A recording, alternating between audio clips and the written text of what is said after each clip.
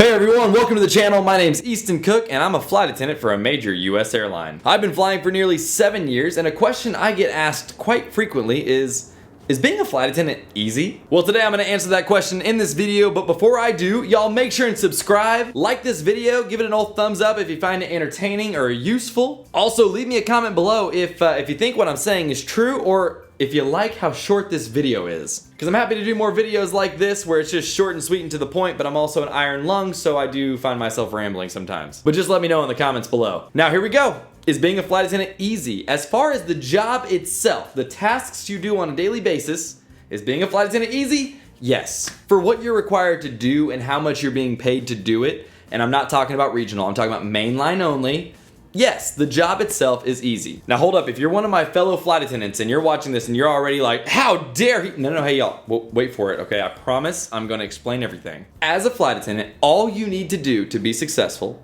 is wear the uniform exactly as your company has asked you to wear it. Ensure you look clean and professional when you show up to work. Be on time every time. Welcome customers on board with a smile and be polite when you interact with them. Serve some drinks. Serve some food. When boiled down, this is what a flight attendant does day to day. Now hold up. Remember I said that I would explain myself. Here it is.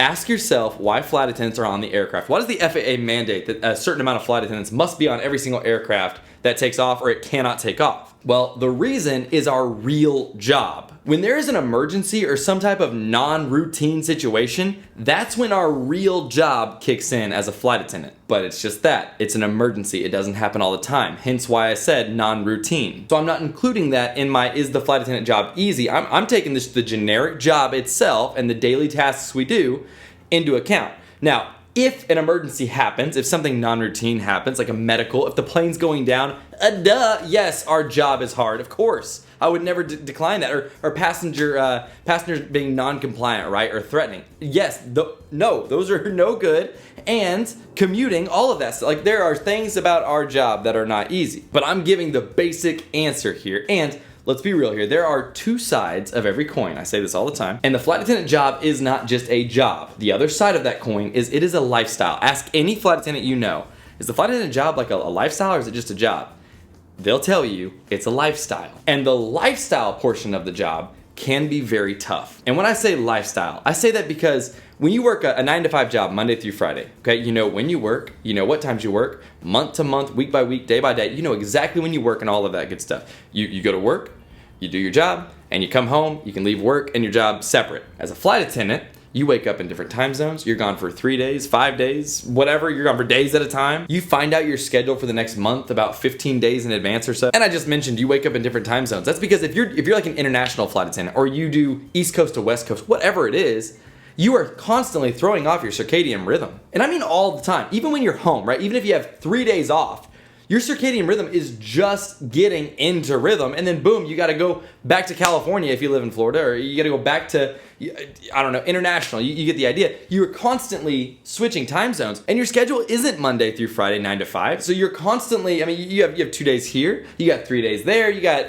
a week off, and then you've got 5 days over here, and this creates a lack of routine. And because of this lack of routine, then you've got eating and fitness habits that vary. You eat many airport to-go items, and typically you eat them very, very quickly. You don't even have time to enjoy them because you're going from one flight to another and you haven't eaten in 10 hours. You work out when you can, but sometimes you get in at 11 p.m. to your hotel. Sometimes you have to be up by 4 a.m. to meet at the lobby. You sleep at weird times, you forget to eat, then you wake up starving, and then you realize you haven't worked out in a week, and then you're like, I'm gonna go work out, but then you're too exhausted to do it because you've been flying all day or you had to get up early. The cycle is pretty vicious if you have not properly accounted for these difficulties that come with the flight attendant job. But if you want that general answer, right, you're just like, no, just give me an answer. Is the flight attendant job hard? Is it easy? What is it?